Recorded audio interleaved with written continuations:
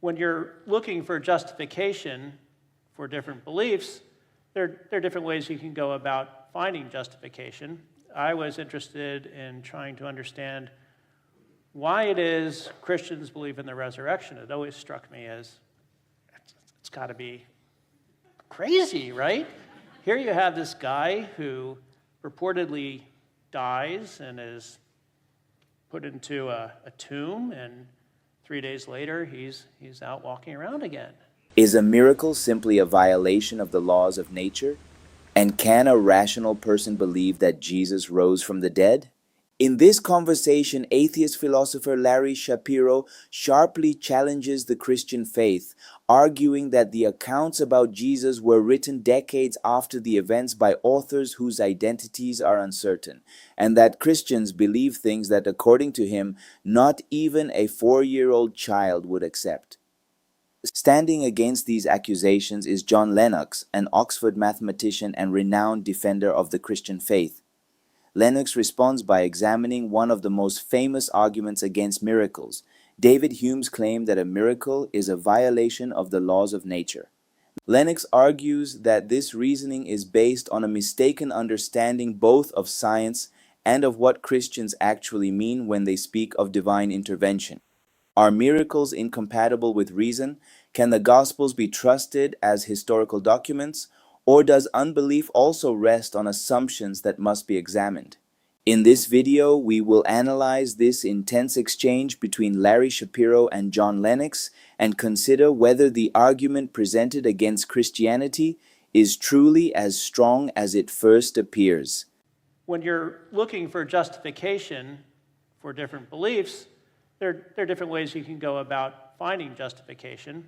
I was interested in trying to understand why it is Christians believe in the resurrection. It always struck me as, it's got to be crazy, right?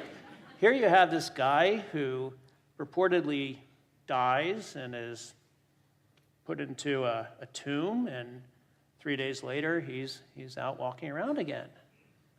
That's really unusual. Typical ways of justifying beliefs don't allow you to justify that. One way to justify a belief is just through inductive evidence. If you had seen lots of people dying and coming back 3 days later, then it could be justified in believing that Jesus was resurrected. We need some other way to figure out whether he was resurrected. And one thing you have to do when you think about what would make this a miracle is define a miracle. And as I understand a miracle, it's a violation of a law of nature, which coming back from the dead is. And it's a violation of the law of nature in virtue of some kind of divine intervention. That's what makes it a miracle, I think. So then you ask, well, what justifies my belief that Jesus did come back from the dead, and his reason, or the cause of his returning from the dead, was a divine intervention? And when you look at the evidence, it's really slim. It's based on gospel accounts written by unknown authors decades after the event occurred. And it's written by people, well, it was reported to these authors who lived in different places and spoke different languages by a very superstitious group of people. These were people who thought demons possessed each other. These were people who thought that, I once looked up, I bought a book, what did these people believe? And all sorts of stuff that today no 4-year-old would believe. So this is the evidence, and it just doesn't suffice to warrant belief in something so incredibly unlikely. Here's another epistemological point that... There's that word again. Another point about knowledge and justification. Thank you, Larry. Which actually has a kind of basis in mathematics, which John is an expert on. I'm thinking of Bayes' theorem. And he was a good man. He was a minister for religion. He was a reverend. Yes, he was. But William Ewell was also a reverend. Anyway, here's the point. The less probable an event, and I think we should all agree that coming back from the dead is pretty improbable. The less probable an event, the stronger the evidence needs to be to justify our belief in that event. And so think of a miracle as something really, really improbable.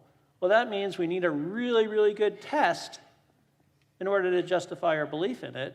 And the evidence we have, it's not even as good as the evidence we have for things like Vesuvius destroying Pompeii or the Civil War. We have really good evidence for those sorts of things, and they're even not that unlikely. So that's my reason for not believing in miracles or in the resurrection in particular. Let me now turn to the second part of your question about what's at stake. Well, first of all, just thinking of what Larry says, I do not believe that miracles are violations of the laws of nature. I think that Hume was wrong, and his major interpreter, Anthony Flew, before he died, told me he was wrong. You see, that's where the problem starts. We have this idea that there's a law, like the law of the land, you know, and I see these notices in car parks here, violators will be towed. Now, we don't have notices like that. But to cut a long story short, I find C.S. Lewis's analogy very helpful. I'm staying in a lovely hotel here, and the night before last, I put $1,000 in the drawer. And then last night, I put $2,000 in the drawer. 1 and 1 makes 2, 3. So they're 3,000. But I woke up this morning and I found $500 in the drawer. Now, what has been broken? The laws of arithmetic or the laws of Wisconsin State? Now, think about it. It's the laws of the state have been broken because the laws of arithmetic have not been broken. And that's where the confusion lies in this whole thing. You see, in order to recognize a miracle, it's not a violation of laws. It's an apparent exception to perceived regularities which have been set in the universe by the Creator. If they weren't there, you wouldn't be able to recognize any miracle. Because if you didn't know that the norm was that dead people stay dead, you wouldn't think anything of someone popping up from the dead. So you need two things. You need regularities. And where I think Larry and I differ profoundly is those regularities which we encapsulate in the laws of science are not laws in the sense that they constrain anything. They're simply, as Wittgenstein said, they are descriptions of what normally happens. Now, God, who is the creator, he can feed a new event into the system, and the laws take over. What I mean by that is this. If I were claiming that Jesus rose from the dead by natural processes, of course it would be violating laws of nature. But I'm claiming no such thing. I'm claiming that he rose from the dead. He was raised from the dead by the power of God. So I simply do not recognize that description of laws. The second point is this. I was puzzled by your book, I must say, Larry, because, and you quoted it just now, these records, which are very slim, written decades after the events, but in your book you quote with approval evidence of Caesar crossing the Rubicon, and I checked out your authorities, and they're 200 years after the actual date. So if you accept 200, what are a few decades? But what bothered me more than anything was that having started by saying we need to check the best evidence, your two major sources are Bart Ehrman and Richard Carrier. Now, they are at the absolute extreme. Carrier, against all, practically all distinguished ancient historians, even denies the existence of Jesus. And oddly enough, Bart Ehrman doesn't hold your view on the scantiness of the evidence. He says that we can reconstruct the majority of the New Testament, although probably, and I'm quoting, not 100% accuracy, but the scholars are convinced, Ehrman says, we can reconstruct the original words of the New Testament. The historical evidence for the authenticity of the New Testament in particular is vastly better than the historical evidence for all classical works that are known. So I don't recognize this slimness. The next point was superstition in the ancient world. Yes, it existed, as it exists today. But Luke opens his gospel dealing as a medical scientist with this problem, because he tells the story of a priest who's praying and an angel says, you're going to have a child. The priest is very old. He says, don't be ridiculous. I'm far too old. He wasn't a superstitious chap that believed every story. He knew exactly, as clearly as a modern gynecologist, that you get, mercifully, I nearly said, you get too old to have children. And he rejected it. And it's very interesting that Luke starts his gospel by raising this question of our antipathy towards the miraculous.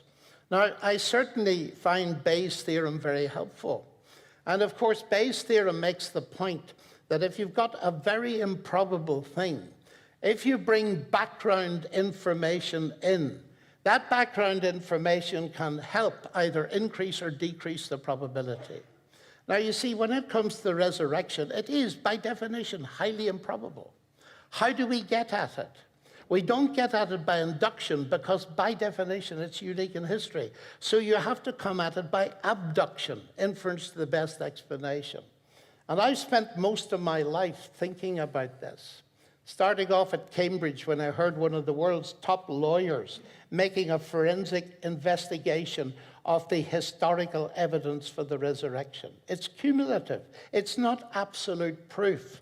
But as I look at it again and again, it seems to me that ever increasingly that this is based on absolutely solid evidence. Now, it's a big deal. And what's at stake, I would like to bring in very briefly, is this, that if Jesus is raised from the dead, there's another way of proving or establishing, rather, that the resurrection happened. And that is, it's logical, if he's raised from the dead, that he can be encountered. Now, I've lived long enough to see many people's lives transformed from narcotic dependence to peace and a meaningful life and happiness, food on the table where there was none before, despair turning into joy. I've seen that again and again, particularly among students. And when you ask them, what has happened to you? They say something like, I met Christ, I met the risen Christ, I became a Christian. Whatever way they put it, you end up by adding 2 and 2 and making 4. So I believe there is an inductive method of establishing it. And that is making the experiment that Jesus himself suggested. That if we trust him, he will give us peace with God, forgiveness, and so on. And when you've experienced that, that is a very strong piece of experiential evidence that it is true. So I'm sorry that I have to say, I find the evidence that I read in your book very convincing of the truth of my Christian position. Is the historical record, or the Gospels we read today, authentic copies of the original Gospels? And you're right, I'm citing people like Bart Ehrman and Richard Carrier. So let's just forget about that if you don't like those authorities. It's not that I don't like them, I read them. What concerns me is if you're putting an argument, you've got to take the opposition's best evidence. And I was surprised that that was absent, that's all. I read Ehrman, and I read, well, not so much Carrier, because he's written off by most scholars completely. In the end, this conversation between Larry Shapiro and John Lennox is not simply about deciding who spoke with greater confidence or who used the strongest language. The real issue is much deeper. Is the Christian faith in conflict with reason, or do some of the objections raised against it begin with assumptions that must also be examined? To claim that a miracle is impossible because the laws of nature describe how the universe normally operates does not settle the question. The laws of nature explain what happens when the world follows its ordinary course, but they do not prove that God cannot intervene in his own creation. Divine intervention would not mean that science is wrong or that the laws of nature have ceased to exist. It would mean that a cause external to the system produced an event that the system by itself could not generate. Therefore, when Christians speak about the resurrection of Jesus, they are not claiming that dead people naturally rise again. On the contrary, they acknowledge that the dead normally remain dead. That is precisely why the resurrection is presented as a miracle, not as a repeatable natural phenomenon, but as an extraordinary act of God within history.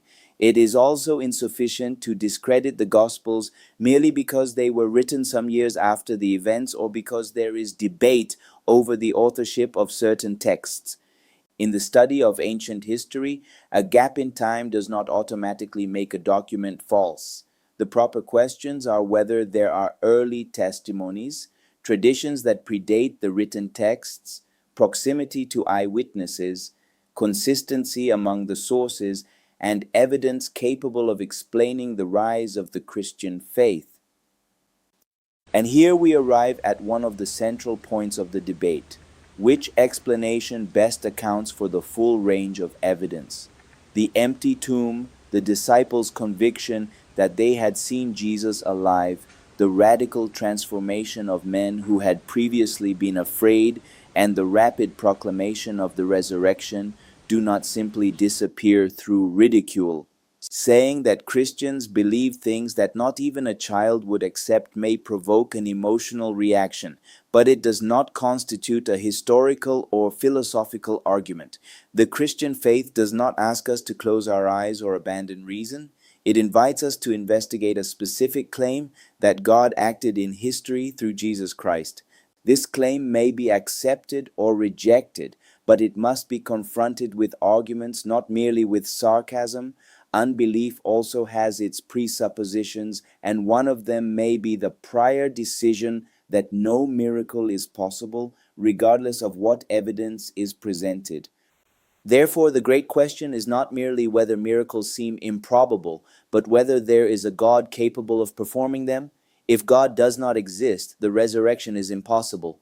But if God exists and created the universe, then raising Jesus from the dead would not be a logical contradiction, but an extraordinary intervention by the Creator.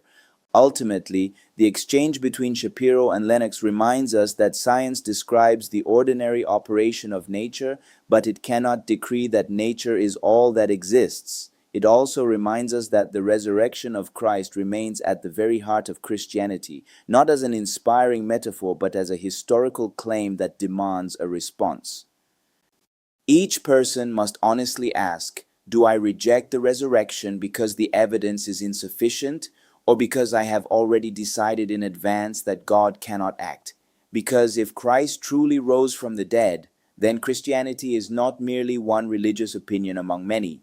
It is a truth that transforms our understanding of God, history, death, and our own destiny.